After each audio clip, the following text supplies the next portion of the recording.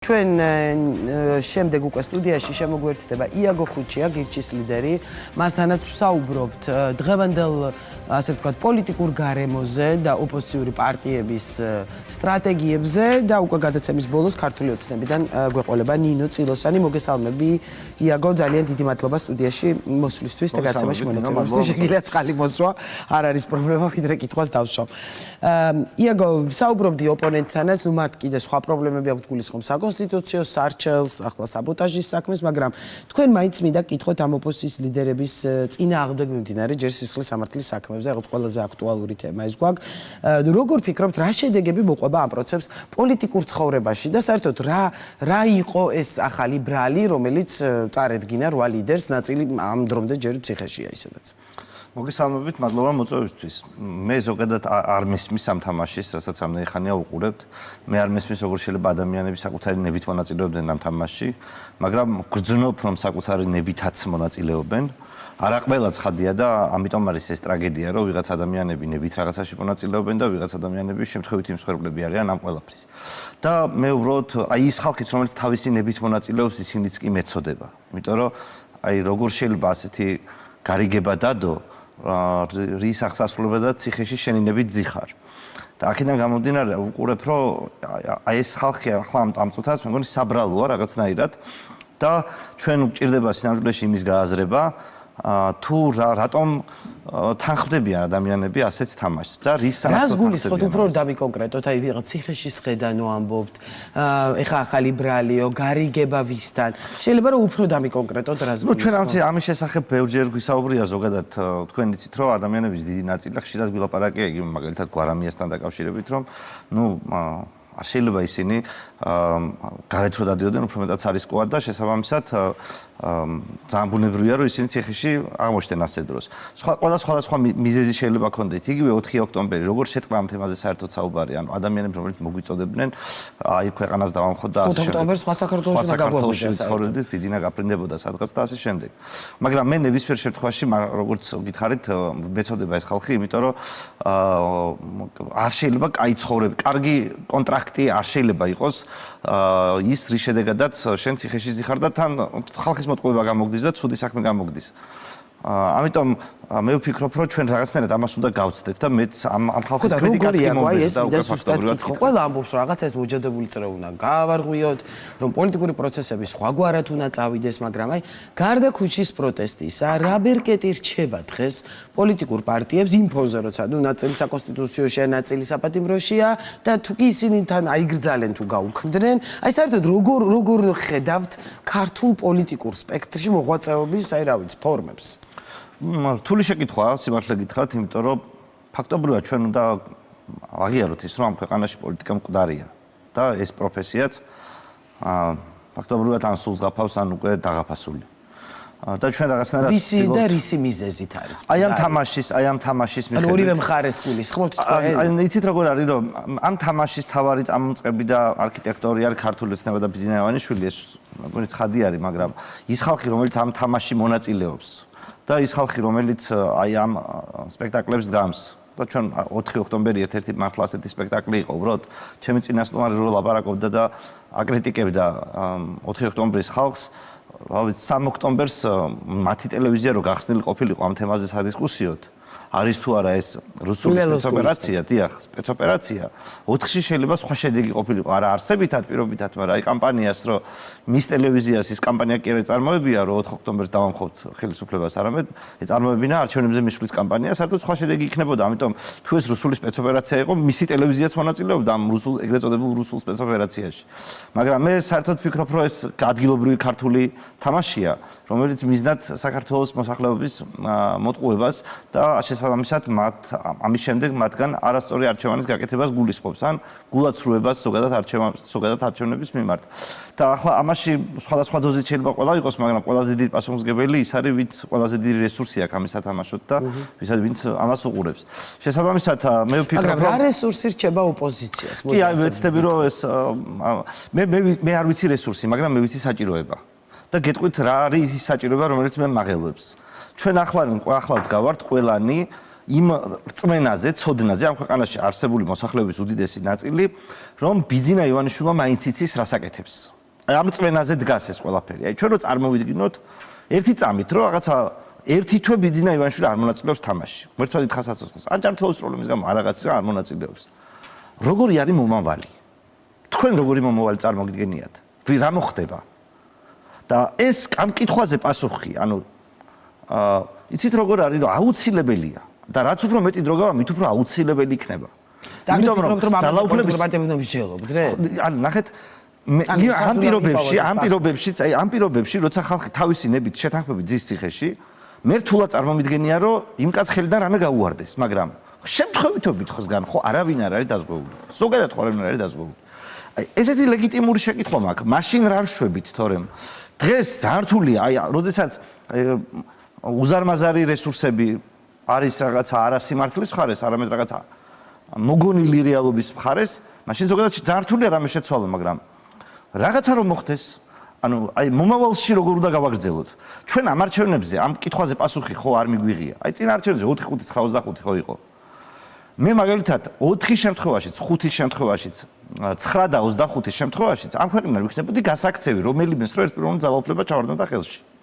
მაგრამ კოალიციის მომხრე იყავით 24-ში. არა, კოალიციის მომხრე ვიყავი, რასაკვირველია და სულ კოალიციის მომხრე შეიძლება ვიყო, მაგრამ მე ხო ვიცი რომ ეს სისტემა, რომელსაც ადრე სხვადასხვა მმართველები, მიხეილ სააკაშვილი, ედუარდ ჩევარდნაძე მართავდნენ, ახლა მართავს ბიძინა ივანიშვილი. და თუ ეს რამეთი არ შეიცვალა და შეიძლება მეც არ მქონდეს ამაზე გამზადებული პასუხი. იმიტომ რომ ეს რთული შეკითხვა არის შინაარსობრივად და ამიტომ არის საჭირო დისკუსია. მე ჩემი ვერსიები მაქვს ამასთან დაკავშირებით. არც და პრობლემა მაშინ მდგომარეობს, რომ ამ ვერსიების საზოგადოებაში განხილვას ვერ ვახერხებ, იმიტომ რომ აქ რაღაც სხვა კონცერტია დაწყებული.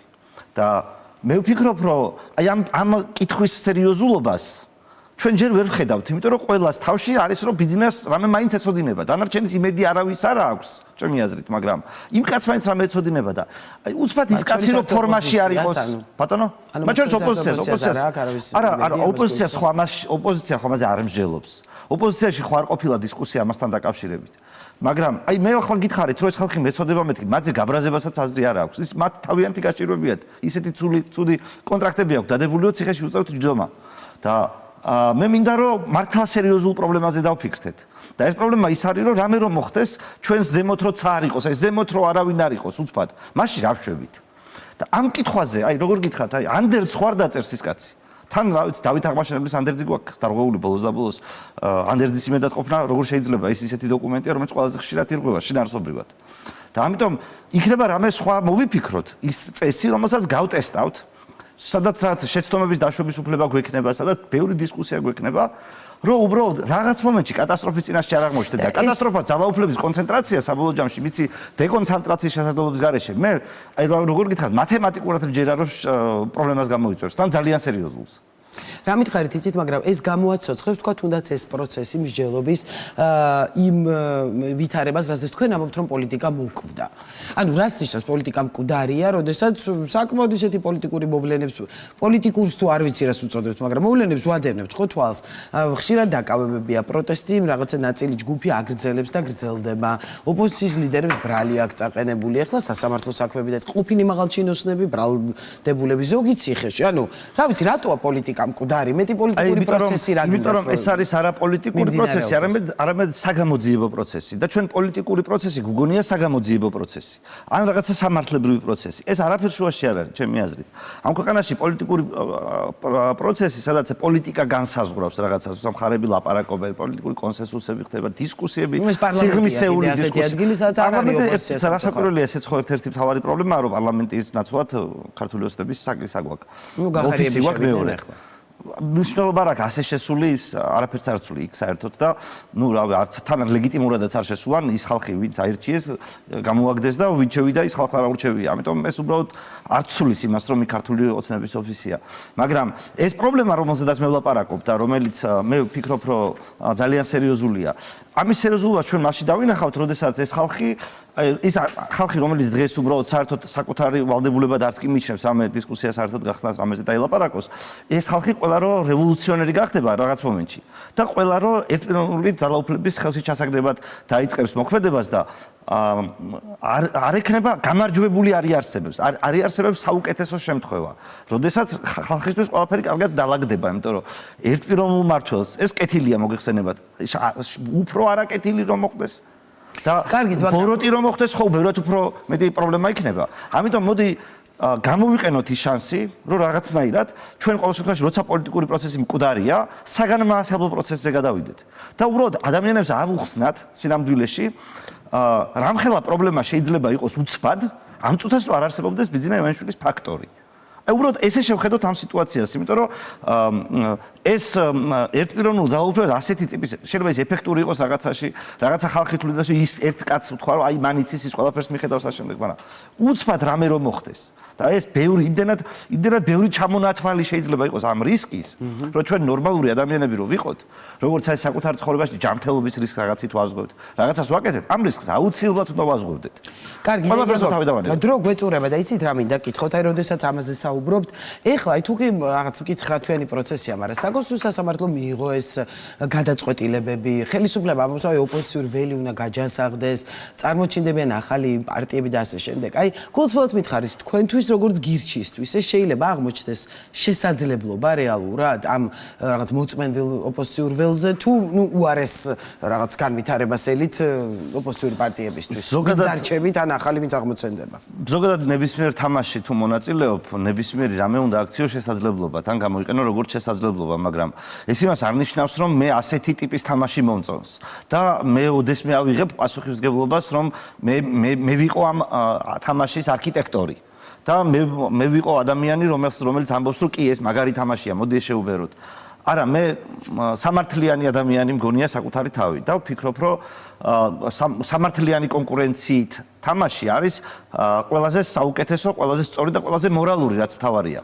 არ შეიძლება ფეხბურთელის ტრამვა გიხაროდეს მიუხედავად იმისა, ის შენ მას გულშემატკივრობ თუ არ გულშემატკივრობ. უბრალოდ იცით როგორ არის, რომ აი ეს პროცესი, რაც ამ ქვეყანაში მიმდინარეობს, მე ამას პოლიტიკურ თამაშს არ ვარქმევ, ეს პოლიტიკა არ არის ჩემი აზრით. ჩვენთან ახლა პოლიტიკა მკვდარია და მანამდე იქნება მკვდარი, სანამ ადამიანები არ გაიგებენ იმას, რომ ცრუ პოლიტიკური პროცესები არ ჩაითვალოს რეალურ პოლიტიკურ პროცესებად. ხო და ანუ თქვენც ემხრობით პოლიტიკური ასე ვთქვათ ის გადახალისებას პარტიების და ადამიანების, იმიტომ რომ საუბრობთ იმაზე, რასაც გვთავაზობს დღევანდელი ოპოზიცია და გვთავაზობთ ასე ვთქვათ. ნუ გასაგებია რომ თქვენ განსხვავებული პოზიცია აქვს და იმათ სხვა. იგივე პარტიებით, იმავე პოლიტიკოსებით შესაძლებლად მიგაჩნიათ აი ამ მკვდარი პოლიტიკის გაცოცხლება პირობითად, რასაც არა, მე ანუ ვფიქრობ, რომ არსებობს ბევრი ადამიანი ქართულ პოლიტიკაში, რომელსაც არანაირი შანსი არ აქვს ამე ხეირიანი გააკეთოს აქ, მაგრამ ეს ხო ჩემი გადასაწყვეტი არ უნდა იყოს. და მე მინდა რომ ეს მიუხედავად იმისა, რომ მე არ მომწონს საყოველთაო დემოკრატია, თუ ჩვენ ცხოვრობთ საყოველთაო დემოკრატიაში და ვამბობთ, რომ ეს ხალხმა უნდა გადაწყვიტოს, მაშინ მე მინდა რომ ეს ხალხმა გადაწყვიტოს. თორემ და მე მესმის პრობლემაა ეს, ანუ ზოგადად როგორ გითხრათ, ერთპიროვნულ მმართველობას შეიძლება ეფექტიანობის თვალსაზრისით კონდეს ის, რომ რაღაცა დაინახო, რაღაცა ეს რაღაც ხელს გიშლის და ეს მოაშორო, რაღაცა გააკეთო და გრძელვადიან პერსპექტივაში ის ძალაუფლება, რომელიც ამის შესაძლებლობას იძლევა, ყოველთვის პრობლემებს წარმოშობს და უფრო მეტ პრობლემებს წარმოშობს, ვიდრე აი ეს ბალამოტი შეიძლება ყოფილიყო. კარგი და ბოლოს მინდა გითხოთ, ფიქრობთ თუ არა რომ პროტესტი უნდა გაგრძელდეს, მე თქვენი სხვადასხვაგვარი აზრი მომისმენი ამ პროტესტზე, იმიტომ რომ ოპოზიციური ნაწილი თulis რომ აუცილებელია აქტივისტები პოლიტიკაში ჩაერთონ უშუალოდ, ანუ ნაწილი ხედავს ამაში გამოსავალს, რომ იქ აღმოცენდეს პოლიტიკური პარტიები და რაღაც ჯგუფებად ჩამოყალიბდნენ. ანუ არსებული პოლიტიკურ პარტიებში მოკლედ უნდა შევიდნენ ამბობენ. თქვენ რას ფიქრობთ? მე როგორ მოვიქცეოდი, ეს ხალხი ოდნავ მაინც რომ მიჯერებდეს. მე ვეცდებოდი ვიპოვო შერიგების გზა ამ სიტუაციიდან და ოპოზიციონერებს შორის თუნდაც მოდი იქ უკვე ჩემი აზრით იმ აქციაზე უკვე აღარ არიან პოლიტიკოსები, პოლიტიკური პროცესისგან ის სრულად დაიცვალა. იქ არიან აქტივისტები. ის არის აქტივისტური რაღაც ვის შერიგებაზე საუბრობთ, ვინ ვის შეურიგდეს. ნახეთ, ის ხალხი, რომელიც უბრალოდ იქ დადის, იქ რაღაცას აპროტესტებს და შესაბამისად, რა ვიცი, მათ ნაწილს იჭერენ, ვიღაცები ციხეში ზიან და ეს პროცესი კიდევ უფრო და უფრო მეტ ჩიხში შედის. მე ვისურვებდი, რომ ეს ხალხი რაღაცნაირად გამოსულიყო წინააღმდებით, რომ მოდი ხალხო შევრიგდეთ, ოღონდ გამოუშვით ჩვენი დაკავებული მეგობრები. და მოდი დავილაპარაკოთ. და აი წარმოიდგინეთ, რომ შენ მიდიხარ ხელისუფლებასთან და ამბობ, რომ მოდი შევრიგდეთ. და ის ხალხი, რომელიც თქვენ ციცით, მეც ვიცი, ყველა მიცის, რომ მათი დიდი ნაწილი უბრალოდ ტყუილაზის, იმიტომ რომ პოლიტიკური ბრძოლის ფარგლებში ან რაღაც აქტივისტური ბრძოლის ფარგლებში ციხეში, თორე სხვა შემთხვევაში, საყოფაცხოვრებო შემთხვევებში იგივე გადაწყვეტები რო ყოფილიყო, ის ხალხი ციხეში არ იჯდებოდა ფიზიკურად, მოდი ეს ხალხი გამოუშვა და გავაგრძელოთ ცხოვრება.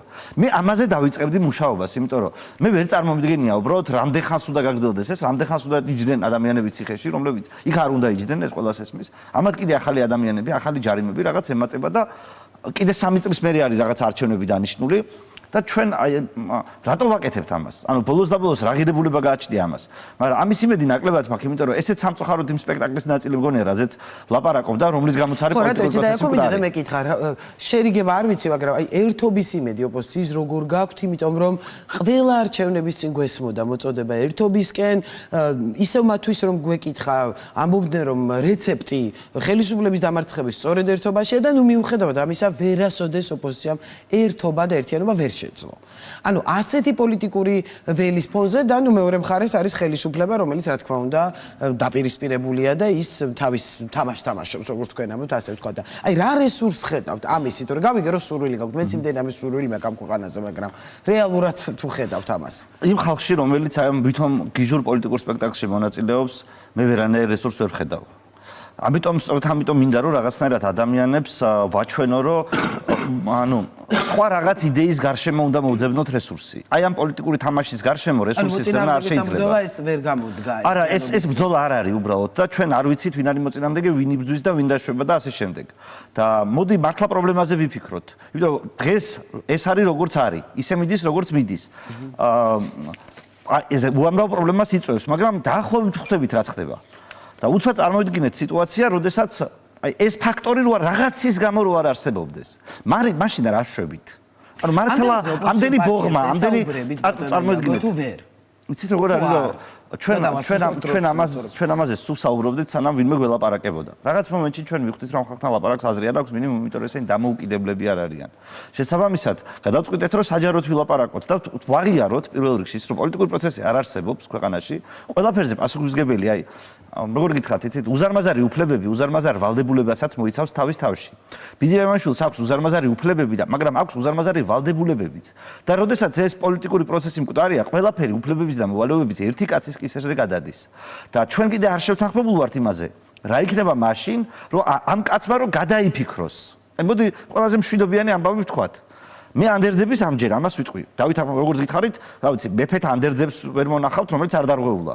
და ხონდა ვიფიქროთ ზოგადად, რომ როგორ ვაგრძელებთ ამ ფაქტორის გარეშე ფუნქციონირებას, მე როგორი საქართველო გვინდა. ჩვენ ეს საზოგადოება, რომელიც სულ დაპირისპირებებით, ურთიერთშუღლით, ციხეში ჯდომით, რაღაც უცნაური თამაშით იმართებოდა. ერთ დღეში, როცა ეს ფაქტორი, რომელიც ამ თამაშს წარმართავს, სხვანაირი იქნება, ან არ იარსებებს, მაშინ იქნება ერთმანეთი დავხოცოთ და მე ამის დაზღვევა მინდა. მე მინდა რომ არსებობდეს რაღაც მშვიდობიანი გზა გაგრძელების. მე მაინც თუ ახლა ვერ ხედავთ რომ ეს არის მოსაფიქრებელი. მოემზადოს მაინც საზოგადოება ამისთვის. გასაგებია, მადლობა დიდი იაგო, რომ პასუხობდით ჩვენს კითხვებს. გირჩის ლიდერი იაგო ხვიჩია იყო ღამის კურიერის მეორე სტუმარი და